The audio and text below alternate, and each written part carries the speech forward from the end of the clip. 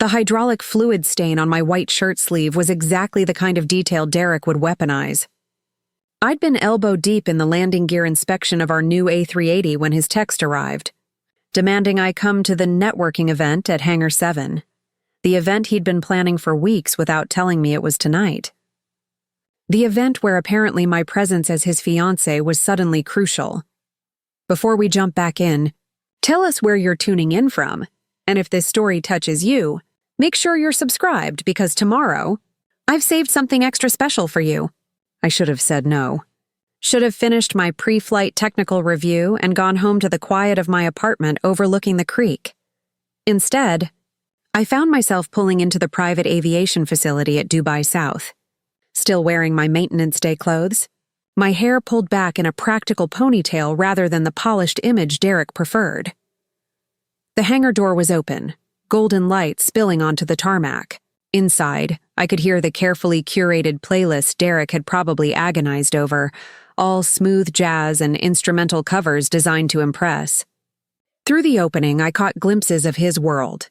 Men in expensive suits, women in designer dresses, everyone positioned around a restored vintage Gulfstream like it was a piece of art rather than a machine. "Maya!" Derek's voice carried across the space before I'd taken 3 steps inside. His smile was brilliant, practiced, the same one I'd seen him use on potential investors. "Everyone, this is my fiancé I was telling you about." I'd been introduced before I could even reach him. A dozen faces turned toward me, their expressions shifting from polite interest to barely concealed surprise. I became acutely aware of the grease under my fingernails, the faint smell of jet fuel that probably clung to my clothes, the absolute wrongness of my appearance in this carefully staged environment. "Sorry I'm late," I said, moving toward Derek. The inspection ran longer than expected. Inspection? The question came from a woman in a black cocktail dress, her diamond bracelet catching the light. "Are you in quality control?" Before I could answer, Derek's hand found the small of my back, his fingers pressing just a little too firmly. "Maya works for Emirates," he said, his tone carrying something I couldn't quite identify. Amusement? Embarrassment? In operations? Technically true, completely misleading. "How interesting," the woman replied, though her attention had already drifted back to the Gulfstream. Derek steered me away from the main group, his smile never wavering, even as his voice dropped to a whisper. "You said you'd be here by 7. It's almost 8:30. I texted you that we found a potential issue with the hydraulics. I couldn't just leave." "Right, the hydraulics." He said it the way someone might say the tooth fairy, like it was a convenient excuse rather than a legitimate concern about a multi-million-dollar aircraft carrying over 400 souls. We'd been engaged for 6 months, together for 2 years before that. And in all that time, Derek had never once asked me detailed questions about my work. He knew I flew for Emirates. He knew I was gone for days at a time. He knew I made good money, enough that I'd paid for half of the wedding he was planning, the one that seemed to grow more elaborate every week. What he didn't know, because he'd never asked, was what I actually did when I disappeared into the sky. "Come on," Derek said, his smile returning to full wattage. "There's someone I need you to meet. Investor from Abu Dhabi, very interested in our new charter service proposal." Our Derek's aviation consulting firm had exactly 3 employees. Derek, his college roommate Brad, and a part-time accountant. They'd been launching their luxury charter service for 18 months, each month bringing new delays, new needs for capital, new reasons why Derek couldn't quite commit to a wedding date, despite having booked the venue.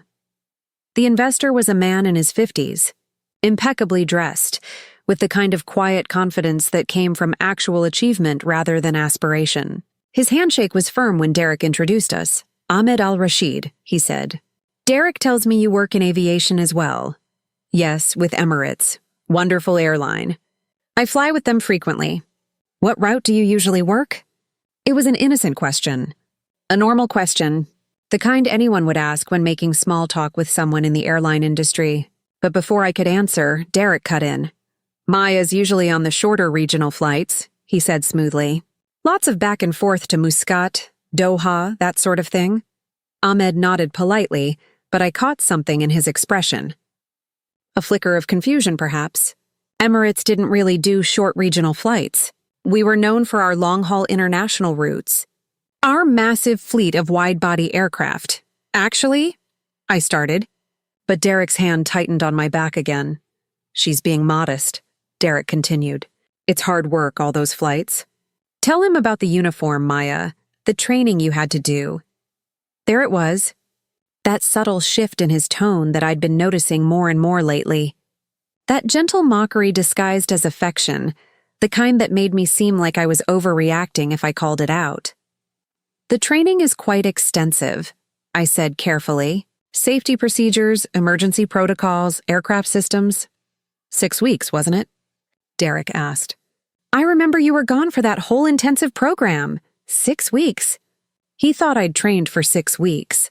My actual training had taken over a year of my life, not counting the 15 years of building flight hours before Emirates would even look at my application. But Derek had decided somewhere in his mind that I was a flight attendant. And I'd never directly corrected him because, honestly, I'd never thought it mattered. I was wrong. Preparing and narrating this story took us a lot of time. So if you are enjoying it like this video, it means a lot to us. Now back to the story. Must be exhausting, Ahmed said kindly. All that time in the air, managing passengers. The passengers are actually the easy part, I replied, and Derek laughed. Maya's always had a soft spot for the difficult ones. She's got stories about travelers you wouldn't believe. I felt something cold settle in my chest. This wasn't just a misunderstanding. Derek was actively constructing a narrative about my career, one that fit better with whatever image he wanted to project. The successful aviation consultant with the sweet flight attendant fiancé. It probably sounded charming when he told the story. If you'll excuse me, I said, stepping away from Derek's grip. I need to use the restroom. I didn't wait for permission. The hangar's facilities were at the back, past the restored Gulf Stream and the catered tables of food no one was eating. I locked myself in the single-stall bathroom and stared at my reflection in the mirror. 34 years old. 12,347 flight hours. Type ratings on the 777, A380, and 787. 4 years as a first officer before making captain 3 years ago.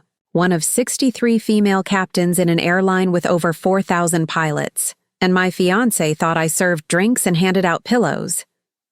My phone buzzed. A message in the group chat with the other captains on my rotation. Zainab. Maya, did you sign off on that hydraulic repair? Engineering is asking. Approved. Watch the pressure gauge on Sector 2 during climb-out tomorrow. I want a full report. Zainab. Will do, Captain. Enjoy your evening off, Captain. The title I'd worked half my life to earn. The title Derek had never once used. I splashed water on my face, careful not to ruin what little makeup I'd thrown on after the inspection. When I returned to the main hangar, Derek had collected a small audience. I recognized Brad, his business partner, and several others I'd met briefly at various events. They were all holding drinks, all laughing at something Derek had just said. There she is, Derek announced as I approached.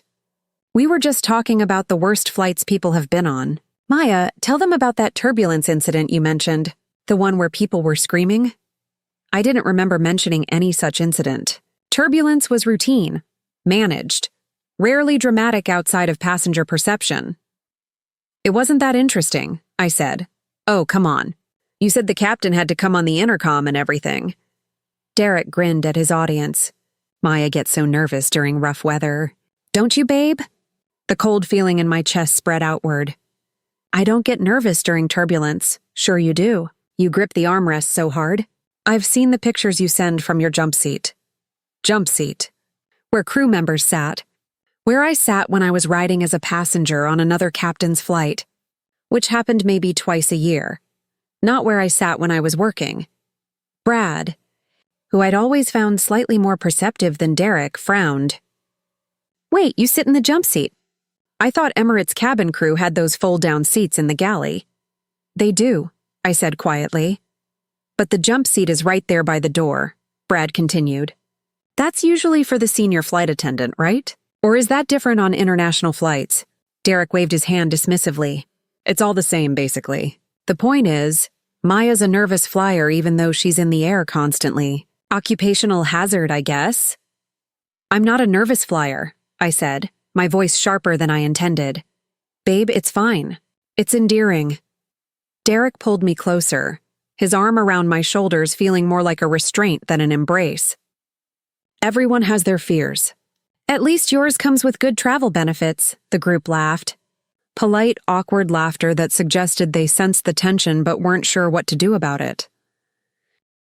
The benefits are good, Ahmed said diplomatically. I imagine you get to see quite a bit of the world. When she's not stuck in economy dealing with cranky passengers, Derek added. Tell them about the guy who tried to open the emergency exit mid-flight. That was wild. That had happened. On a flight I'd been deadheading on, sitting in business class, where I'd helped the actual cabin crew calm the disoriented passenger who'd mistaken the exit for the bathroom. But in Derek's retelling, it became my story, my drama, my role as the flight attendant dealing with chaos. Derek, I said carefully, can we talk for a minute? Privately? His expression flickered. Annoyance crossed his face before he covered it with that practiced smile. Sure, babe. Excuse us for a moment, gentlemen. He guided me toward the hangar's side entrance, into the warm Dubai evening. The sun had fully set now, leaving the sky that deep purple blue that only happened in the desert. Beyond the facility's fence, I could see the approach lights of Dubai South, planes descending in their carefully controlled pattern. What's wrong? Derek asked, his voice tight. You keep telling people I'm a flight attendant. What? No, I don't. I said you work in operations. You talked about me serving passengers, about being in the jump seat by the door, about being nervous during turbulence. Maya, you're being overly sensitive. I was just making conversation. You were making conversation about a job I don't have. Derek's jaw clenched. Okay, fine. So you're not technically a flight attendant. You're in the cockpit doing whatever. Does it really matter? Aviation is aviation. Does it matter? I repeated slowly. Derek, do you actually know what I do when I go to work? Of course I do. You're a pilot. It was the first time he'd said the word in 6 months of engagement, 2 years of relationship, and he said it like it was an inconvenient technicality. What kind of pilot? I pressed. He threw up his hands. I don't know, Maya. First officer? Co-pilot. What do you want me to say? I want you to say captain. Because that's what I am. I'm a captain for Emirates. I fly the A380 primarily, though I'm also rated on the 777 and 787. I have over 12,000 flight hours. I'm responsible for aircraft worth over $400 million and carrying over 400 passengers and crew. I make decisions about weather, fuel, routing, emergencies, and safety that affect hundreds of people every single flight. Derek stared at me. You're a captain? For 3 years now. Before that, I was a first officer for 4 years. You never told me that. I told you exactly what I do. You never asked for details, because you never seemed to want to talk about it. You always said work was boring, that you didn't want to bore me with technical stuff. He wasn't entirely wrong. I had deflected his few questions about my job, especially early in our relationship. After years of men either being intimidated by my career or trying to use it for their own benefit, I'd learned to downplay my achievements. To be the cool girlfriend who didn't make a big deal about flying massive aircraft across continents. But there was a difference between not making a big deal and having your partner create an entirely different career for you in his mind. I'm sorry I wasn't clearer, I said. But Derek, tonight you've been actively telling people I'm cabin crew. You've been describing scenarios that make it sound like I'm terrified of flying, like I don't know what I'm doing. I was just trying to make you relatable to the investors. Do you know how intimidating you can be sometimes? Always gone, always busy, always exhausted when you get back. These people need to see you as human, not as some corporate airline person who's too important to engage. Too important to engage? The words tasted bitter. Derek, I came here straight from work because you said it was urgent. I showed up covered in hydraulic fluid because I was doing my job. And instead of introducing me as your partner who happens to be a pilot, you invented a whole different career for me. I didn't invent anything. I just simplified. You diminished. The word hung between us in the warm night air. Through the hangar's open door, I could hear the party continuing. Someone laughing too loudly at a joke I couldn't hear. Derek ran his hand through his hair, a gesture I'd once found endearing. Look, I'm sorry if I got some details wrong. But you have to understand, Maya. These investors need to take me seriously. They need to see that I have a stable life, a normal relationship. If I introduce you as this high-powered captain who probably makes more than half the people in that room, it makes me look... He didn't finish the sentence. He didn't have to. It makes you look like what? I asked softly. Like your fiancé is successful? Like you're marrying someone accomplished? Like I'm arm candy, he snapped. Like I'm the trophy husband riding on your coattails. There it was. The real issue, finally spoken out loud. I've never treated you that way, I said. Haven't you? You paid for half the wedding in cash. In cash, Maya. Do you know how that makes me feel? You bought your own engagement ring because the one I showed you wasn't practical enough. You don't even let me pick you up from the airport anymore because you have a driver. The airline provides a driver. That's standard for long-haul crew. See?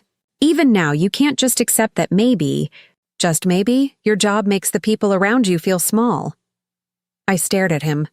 This man I'd agreed to marry, and saw the gap that had been widening between us for months. Maybe years.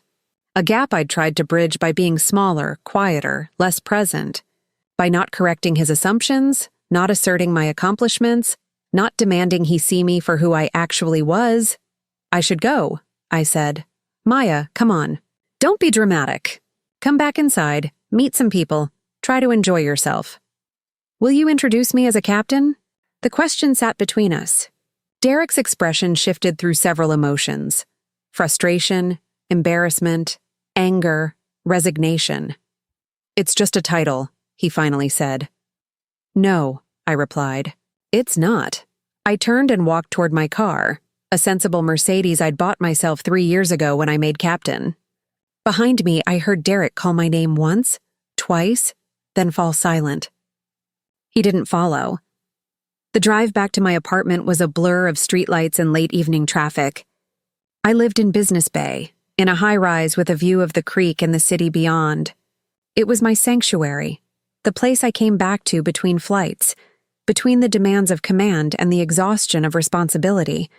I'd bought it before I met Derek, furnished it, made it mine.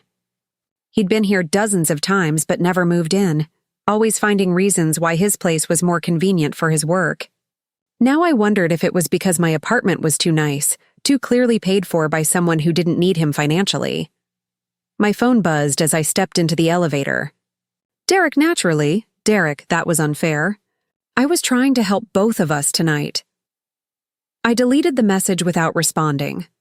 My apartment was dark, clean, exactly as I'd left it that morning before heading to the airport for the pre-flight inspection.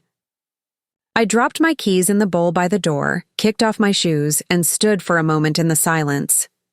On the wall of my living room hung my framed licenses and type ratings. My ATP certificate, my first Emirates ID badge from when I was a first officer. A photo of me standing in front of the first A380 I ever commanded as captain, my uniform crisp, my smile genuine. Derek had seen these things 100 times.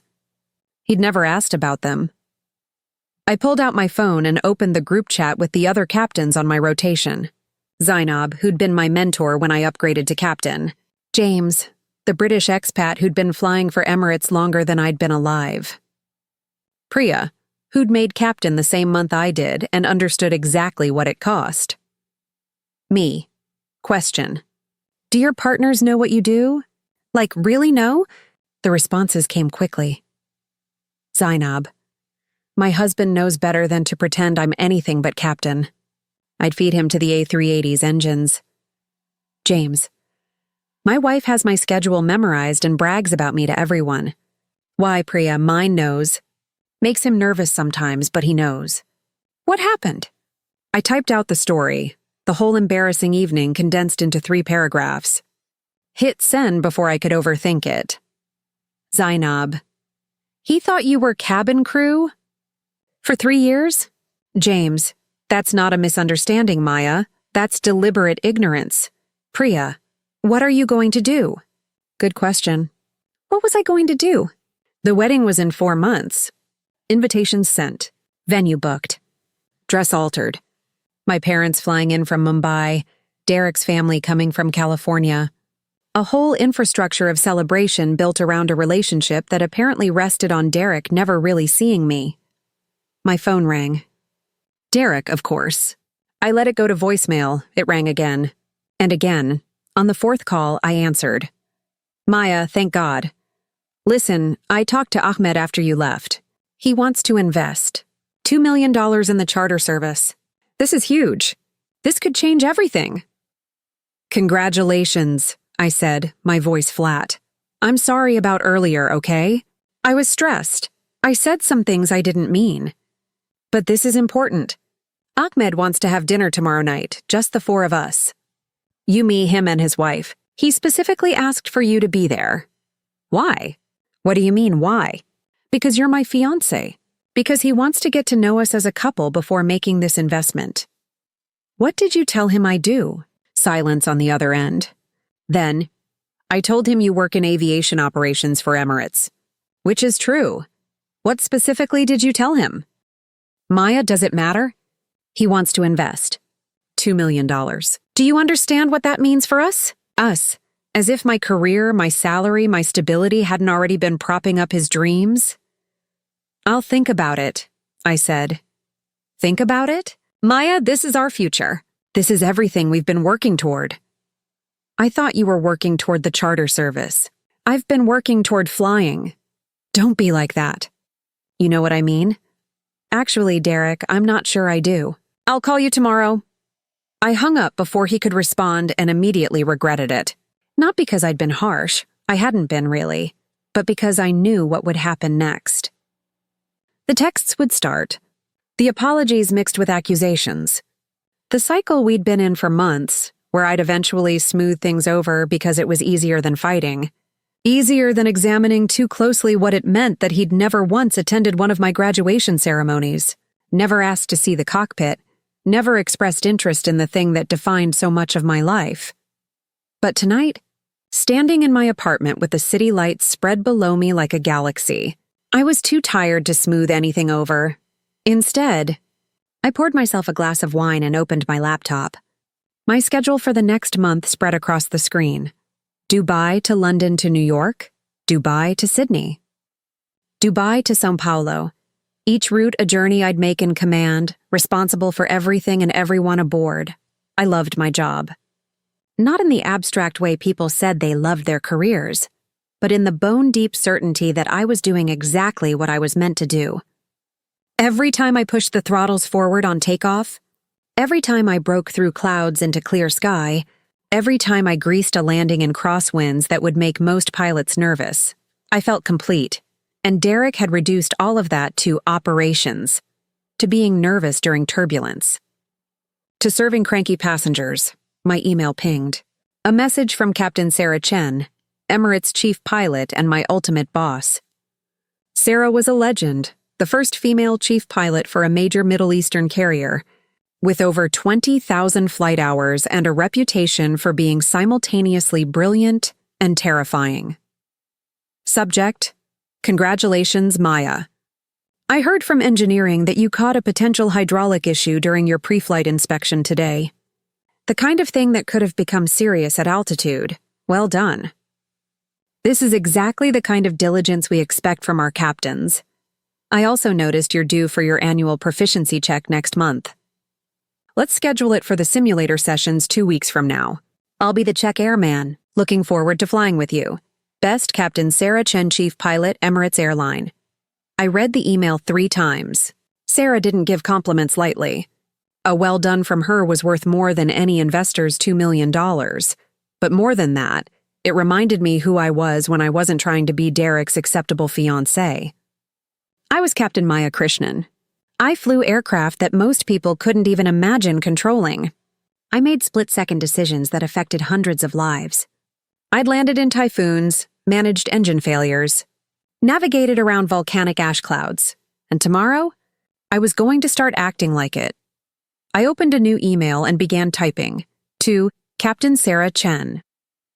Subject, RE, congratulations, Captain Chen. Thank you for the kind words about today's inspection. I'll be ready for the proficiency check. Looking forward to it. Separately, I wanted to ask your advice on something personal. I'm getting married in 4 months, and I'm realizing my fiancé doesn't really understand what we do. Not just the technicalities, but the responsibility, the commitment, what it means to be a captain. I'm wondering if you've ever dealt with this kind of disconnect, and if so, how you handled it. I know you're incredibly busy, so no pressure to respond. Just thought I'd ask. Best, Maya, I hit send before I could second-guess myself. Sarah might not respond at all. She got hundreds of emails a day. But there was something about writing it out, making it real, that felt necessary. My phone buzzed again. Not Derek this time, but Priya from the group chat. Priya, if you need to talk, I'm home. Kids are asleep. Husband is watching football. I have wine and solidarity. I smiled despite everything. This was the family Derek never understood. The network of pilots who got it, who knew what it cost to sit in that left seat, who understood the weight of command in ways civilians never could. Me. Thanks. I'm okay for now, but if you hear I've called off my wedding in the next few days, you'll know why. Priya, if you call it off, I'll help you celebrate. If you don't, I'll support that too. Either way, you're not dealing with this alone. I set my phone down and walked to the window. Somewhere out there in the darkness, aircraft were taking off and landing in their endless ballet. My people, doing my job, living the life I'd chosen. Tomorrow I had a day off, then a 3-day rotation to London. After that, I was supposed to have dinner with Derek and his potential investor, smile and nod while Derek carefully positioned me as whatever he needed me to be. But first, I was going to do something I should have done a long time ago. I was going to make Derek understand exactly what his fiancé did for a living. And if he couldn't handle the truth, if my success really did make him feel small, well, then we had much bigger problems than a misunderstanding at a hangar party. I finished my wine and headed to bed, setting my alarm for 6 a.m. Tomorrow would be a new day, and Captain Maya Krishnan was done being small for anyone. The morning came too quickly. I woke to my alarm at 6, the Dubai sun already heating the windows of my apartment. My phone showed 17 missed calls from Derek, and a string of texts that devolved from apologetic to accusatory to pleading. I ignored them all. Instead, I made coffee, pulled on my running gear, and did my usual 5K along the creek. The routine steadied me. By the time I returned, showered, and dressed in casual clothes, I knew exactly what I needed to do. I called Derek at 9. Maya, finally. I've been trying to reach you all night. I know. I needed time to think. About what? About us throwing away our future over one misunderstanding? It wasn't a misunderstanding, Derek. You've spent 2 years not knowing what I do for a living. That's not a miscommunication. That's you choosing not to see me, silence. Then, that's not fair. Here's what's going to happen, I said, my voice calm. You're going to come to my apartment this afternoon at 2 o'clock. We're going to have a conversation about my career, and you're going to actually listen. Really listen. And then we'll decide what happens next. Maya, I have meetings. Cancel them. 2 o'clock. If you're not here, I'll know everything I need to know about our future. I hung up before he could argue. The rest of the morning I spent preparing. I pulled out my logbook, the thick leather-bound record of every flight I'd ever taken, from my first solo as a student pilot to my most recent A380 command. I laid out my certificates, my type ratings, my letters of commendation.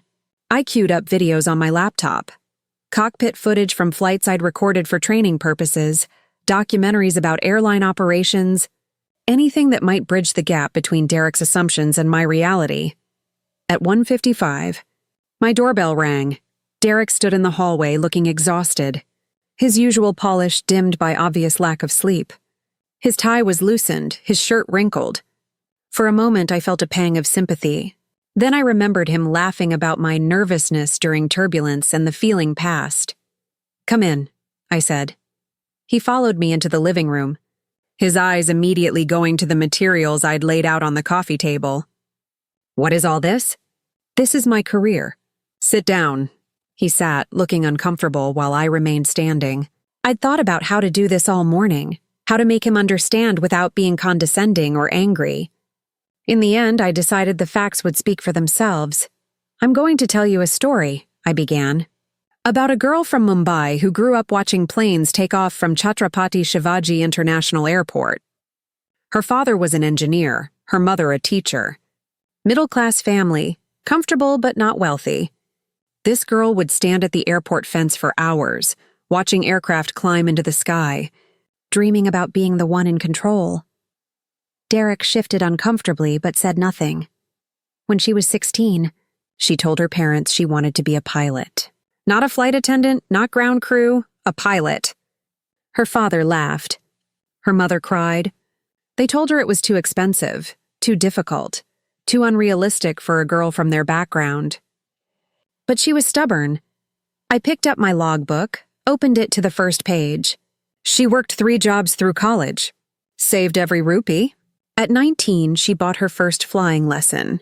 At 21, she had her private pilot license. At 23, her commercial license. By 25, she had enough hours to apply to regional airlines. "Maya, let me finish." My voice was firm, but not harsh. She flew turboprops for 3 years, building hours. Commuter flights, cargo runs, anything to log time. She lived in a tiny apartment, ate ramen, wore the same 3 outfits. Every spare bit of money went to type ratings, advanced certifications, building the resume she'd need for the major airlines. I sat down across from him, the coffee table between us like a barrier. At 28, Emirates hired her as a first officer. Do you know how competitive that is, Derek? Emirates gets over 20,000 applications a year for pilot positions. They hire maybe 200. The acceptance rate is about 1%. And for women? The statistics are even harder. Derek's face had gone pale. He was starting to understand. She spent 4 years as a first officer, learning from captains, mastering the aircraft, proving herself again and again. And then at 31 years old, she upgraded to captain. She became one of 63 female captains in an airline with over 4,000 pilots. Less than 2%. I opened my laptop and turned it toward him.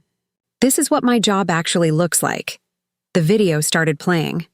Cockpit footage from one of my flights. The view through the windscreen as we approached London Heathrow in fog. You could hear my voice, calm and precise, communicating with air traffic control. The co-pilot's responses. The subtle movements of the controls as I brought the A380 down through the murk. The runway appearing just as we broke through the clouds at 200 feet. Derek watched. Transfixed. That's 417 passengers, I said quietly. 23 crew members. 440 lives. My responsibility, every single flight. The video continued. The touchdown, so smooth you could barely feel it. The rollout. The taxi to the gate. All of it executed with the precision that came from years of training and thousands of hours of experience. I closed the laptop. Last year I flew 863 hours. I commanded 117 flights across 32 countries. I dealt with 2 engine malfunctions, 1 medical emergency requiring a diversion, and 3 weather situations that required significant route changes. I made every single decision that kept those passengers safe. Derek was staring at the table, at my logbook, at the certificates spread before him. Why didn't you tell me all this? I did tell you. You just never listened. You never asked questions. You never showed interest in the details. But you never corrected me when you what? When you assumed? When you reduced my career to something that fit your narrative better? I leaned forward. Derek, last night you told investors I was nervous during turbulence. I fly through turbulence multiple times a week. I'm the one making the decisions about whether it's safe to continue or if we need to change altitude or route. I'm not nervous. I'm calculating, analyzing, commanding. I didn't know. You didn't want to know. And I think we both need to ask ourselves why. He finally met my eyes. I was intimidated, okay? Is that what you want to hear? You're successful, you make good money, you have this whole career I can't even begin to understand. And my business is struggling, I'm constantly scrambling for funding, and I felt like... He stopped, swallowed hard. Like I wasn't enough. There it was. The truth we'd been dancing around for months. So instead of dealing with that feeling, I said, you made me smaller. You turned my job into something manageable, something that didn't threaten you. And last night, when you had the chance to be proud of me, to introduce me as your accomplished fiancé, you chose to diminish me instead. I'm sorry. I know you are. But Derek, sorry doesn't fix this. Sorry doesn't change the fact that after 2 years together, you genuinely didn't know what I do for a living. That's not a small oversight. That's a fundamental disconnect. He stood up, paced to the window. So what are you saying? That we're done? Over this? I'm saying I can't marry someone who needs me to be less than I am. Someone who's threatened by my success instead of celebrating it. I'm not threatened. You literally told me last night that introducing me as a captain would make you look like arm candy. You said my job makes the people around you feel small. He flinched. That came out wrong, did it? Or was that the truth finally spoken out loud? Derek turned to face me, and I could see the conflict written across his features. Part of him wanted to fight, to argue, to convince me I was overreacting. But another part, maybe the part that actually loved me, was starting to see it. I don't know how to compete with this, he said finally, gesturing at the materials on the table. With this version of you. You're this incredible pilot, this captain, and you're not just anything. You have a business, a vision, skills I don't have. But Derek, I've never needed you to compete with me. I needed you to support me, to see me, to be proud of who I am instead of crafting a different version of me that fits better with your insecurities. So that's it? We're over? I took a deep breath. I think we need to pause the wedding. Really examine whether this relationship is built on who we actually are or who we've been pretending to be. Maya, we have everything planned. The venue, the guests. I don't care about the venue. I care about whether my future husband actually knows me. The words hung in the air between us. Derek looked like he wanted to argue, but something in my expression must have stopped him. I'd made my decision, and we both knew it. What about tonight? He asked. The dinner with Ahmed and his wife? I'll go, I said. But I'm going as myself, as Captain Maya Krishnan, and if that's a problem for you or your investment, then you're going to have to deal with that. Derek nodded slowly. What should I tell people? About the wedding? Tell them we're postponing. Tell them we're working through some things. Tell them whatever you want. But Derek, I waited until he looked at me. Stop lying about who I am, to others and to yourself. He left 20 minutes later, and I felt the weight of the decision settle over me. Relief mixed with sadness, certainty mixed with doubt. I'd probably just ended my relationship. Probably canceled a wedding my parents were already traveling for. Probably made a mess of everything, but I couldn't bring myself to regret it. My phone buzzed. An email from Captain Sarah Chen Maya. Thank you for your honest email. I'm going to tell you something I don't share often. When I was a first officer, I was engaged to someone who thought my career was a phase. He kept waiting for me to grow out of it, to settle down, to choose him over flying. When I made captain, he gave me an ultimatum, the job or him. I chose the job. Best decision I ever made.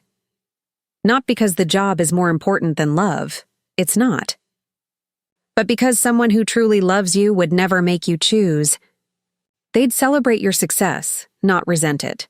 They'd want to understand your passion, not dismiss it. You deserve someone who sees all of you and loves all of you. Don't settle for less. And Maya, that dinner tonight? Go as yourself. Own your expertise. If the investor is worth his salt, he'll respect it. If your fiancé can't handle it, better you know now. Best, Sarah, I read the email 3 times, feeling something loosen in my chest. Sarah Chen had chosen herself, her career, her truth. And she'd become one of the most respected pilots in the industry. Maybe I could do the same. That evening, I put on my Emirates captain's uniform. Not because the dinner required it didn't, but because I wanted to be absolutely clear about who I was and what I did. The white shirt with its 4 gold stripes on the shoulders, the navy blue skirt and jacket, the wings pinned over my heart, the cap I rarely wore outside of formal occasions. I looked at myself in the mirror and saw Captain Maya Krishnan. Not Derek's diminished version. Not the operations employee he'd invented. Me, Derek, had texted the address. A private dining room at Pier Chick, one of Dubai's most exclusive restaurants. When I pulled up in my Mercedes, the valet did a double take at my uniform, then quickly moved to open my door with extra deference. "Good evening." "Captain," he said. "Good evening." Inside, the maitre d' led me through the restaurant. I could feel the stares, people noting the uniform, the stripes, the wings. Let them look. I'd earned every element of this uniform. The private dining room overlooked the Gulf, the lights of the Palm Jumeirah glittering across the water. Derek was already there, talking with Ahmed and a woman I assumed was his wife. Derek's eyes widened when he saw me, his conversation faltering mid-sentence. Ahmed stood immediately. "Captain Krishnan," he said, and there was something knowing in his smile. "What a pleasure to properly meet you, Mr. Al-Rashid," I replied. "Thank you for the invitation. This is my wife, Layla. Layla, this is Captain Maya Krishnan. She flies the A380 for Emirates." Layla's handshake was warm. "A captain! How wonderful. Ahmed was just telling me about meeting you last night, though he seemed to have the impression you were cabin crew." "A misunderstanding," Ahmed said smoothly, his eyes flicking to Derek. "Which has now been clarified." We sat. Derek looked like he wanted to crawl under the table. I felt a flash of sympathy for him. This couldn't be easy. But he'd created this situation through months of misrepresentation. Now he'd have to sit through the truth. "I must admit," Ahmed said once we'd ordered drinks, "I was confused last night. Derek mentioned you worked shorter regional routes, but Emirates doesn't really operate that way. And when you mentioned aircraft systems in your training, I thought perhaps you were a flight engineer, but of course modern aircraft don't have those anymore. It wasn't until I got home that I realized what you must actually be." "And what made you realize?" I asked. "My daughter," Layla said, her smile genuine. "She's 15 and obsessed with aviation.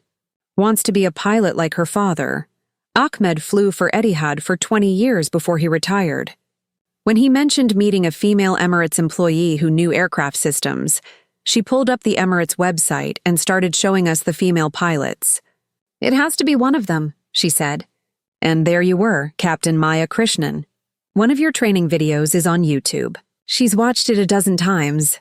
I felt warmth spread through my chest. "There's a video on YouTube?"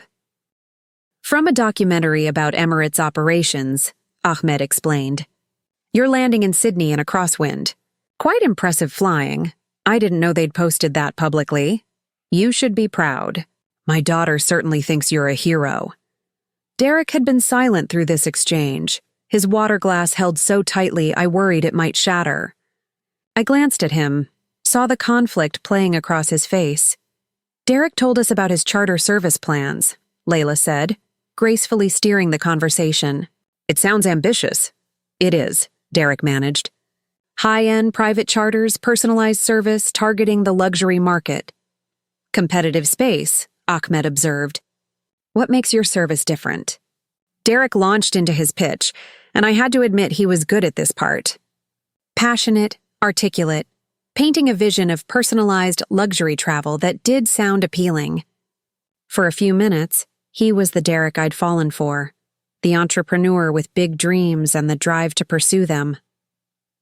But then Ahmed asked a technical question about aircraft acquisition and maintenance, and Derek's answer was vague, theoretical. Ahmed pressed, asking about specific models, operating costs, regulatory requirements. Derek floundered. "If I may," I said quietly.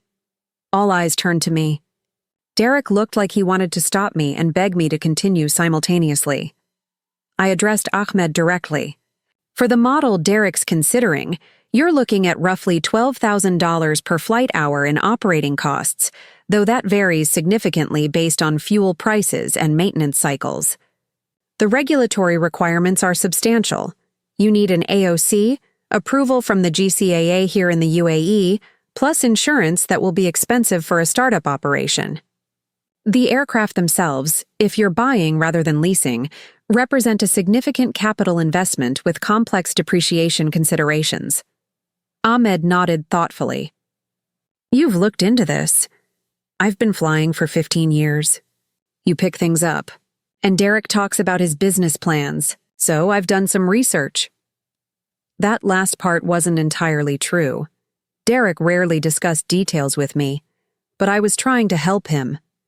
In your professional opinion, Ahmed asked, is this venture viable? It was a loaded question. I could feel Derek's tension from across the table. That depends on the execution, I said carefully. The market exists. There's definitely demand for high-end charter services in the region. But it requires significant capital, operational expertise, and strong management. It's not a business for amateurs. Derek mentioned you might be interested in transitioning from Emirates to help with operations, Ahmed said. Is that accurate? I nearly choked on my wine. No, I said firmly. That's not accurate at all. Derek's face went red. I might have mentioned that Maya has experience that could be valuable to the business. I have experience flying aircraft, I corrected. Not running charter services. Those are very different skill sets. And I have no intention of leaving Emirates. I'm a captain. It's what I've worked my entire adult life to become. Layla was watching this exchange with barely concealed interest. Ahmed's expression was neutral, but I could see him processing, calculating, reassessing whatever impression Derek had given him. I apologize, Ahmed said. I seem to have been operating under several misconceptions about your situation. I think we all have been, I replied, looking at Derek. The dinner continued, but the dynamic had shifted. Ahmed asked me about flying, about Emirates operations, about my experiences. His questions were informed, technical, the questions of someone who'd spent decades in aviation. We talked about the new generation of aircraft, about automation and pilot training, about the future of long-haul travel. Derek grew quieter as the evening progressed. Not sullen exactly, but withdrawn. Watching his dream investment slip away, perhaps. Or watching his fiancée be herself for the first time in their relationship. Finally, over coffee, Ahmed set down his cup and looked at Derek. I'm going to be direct with you. I appreciate your vision and your passion, but I don't think I'm the right investor for your venture. Derek's face fell. If this is about Maya... It's not about Captain Krishnan, Ahmed interrupted. It's about you. You've spent this evening being uncomfortable with your fiancé's success. You misrepresented her career to me, possibly to make yourself seem more accomplished by comparison.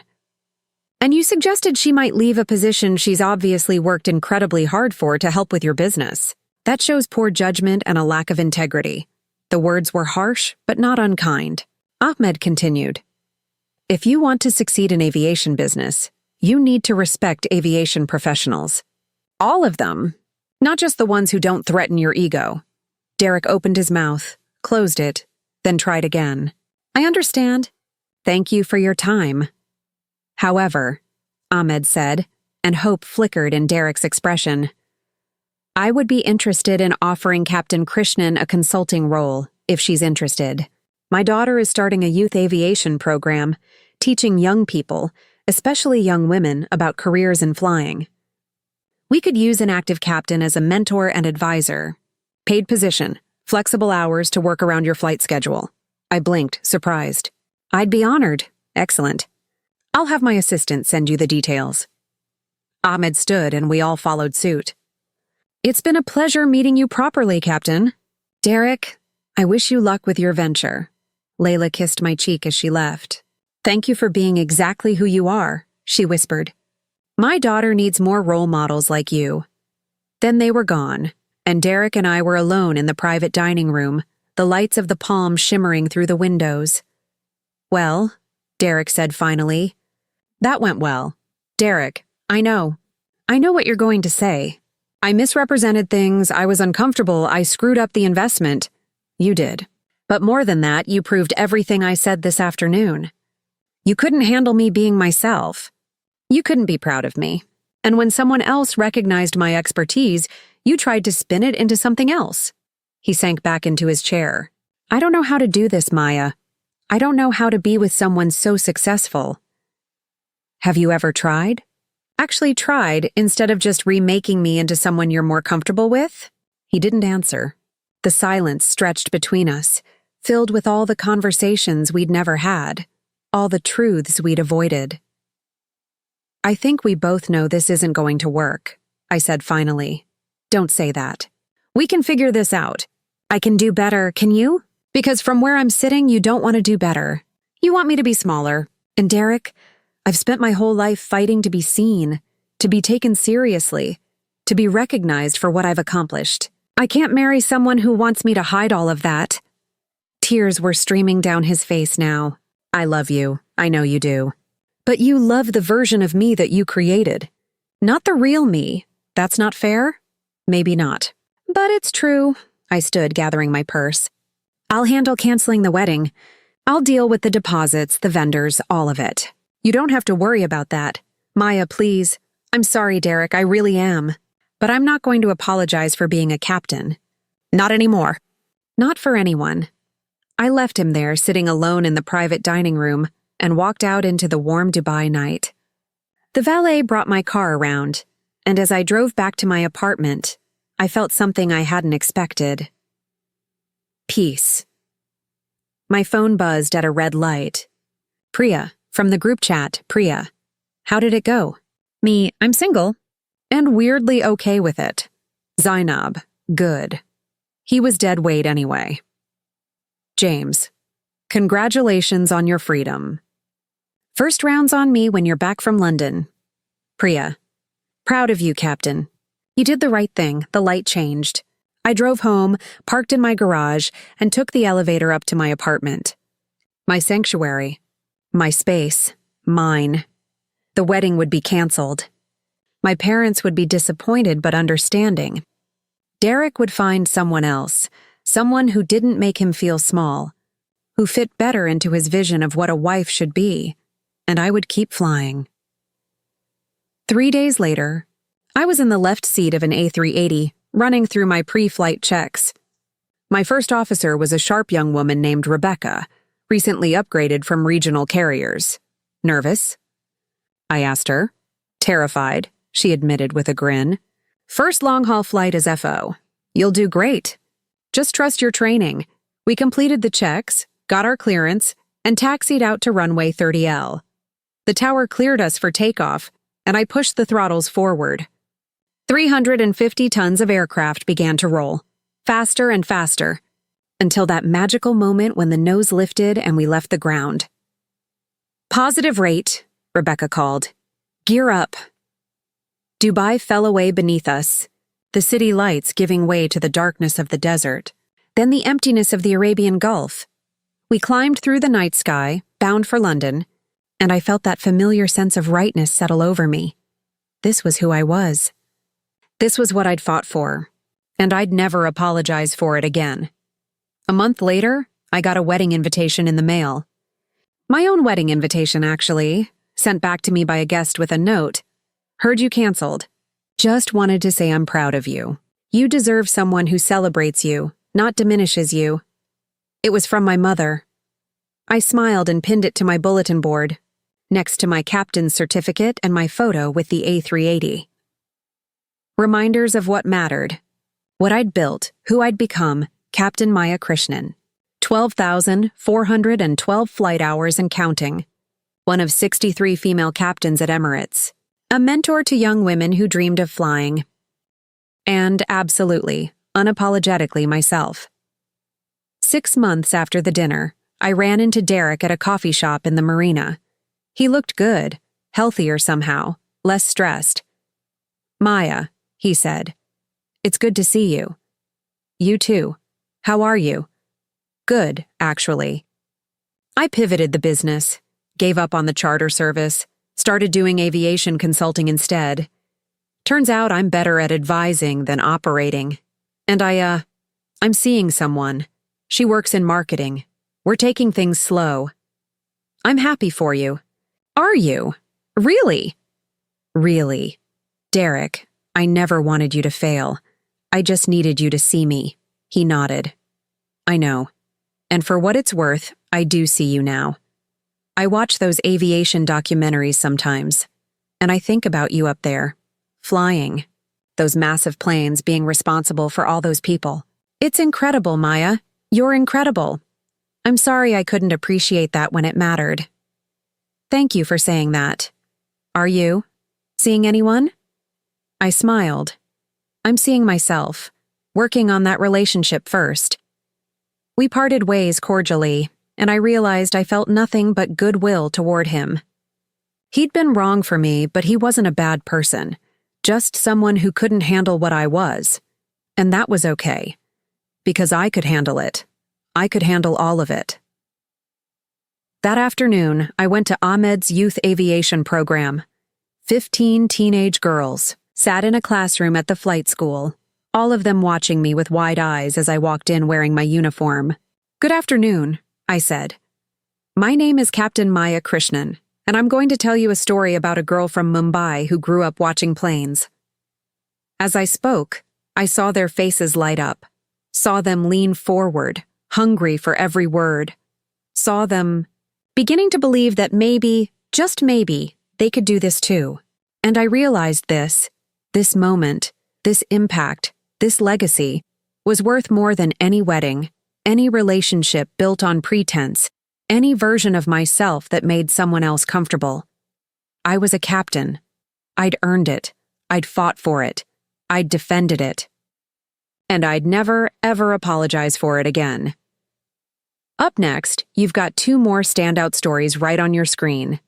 If this one hit the mark, you won't want to pass these up. Just click and check them out. And don't forget to like, subscribe, and turn on the notification bell so you don't miss any upload from us.